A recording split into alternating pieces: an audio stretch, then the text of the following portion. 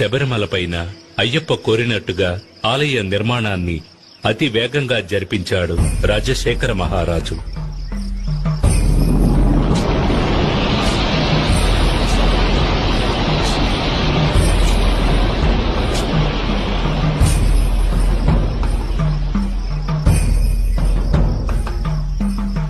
ఆ ఆలయంలో జీవిత తత్వాలను వివరించే విధంగా 18 మెట్లను కూడా ఏర్పరిచాడు.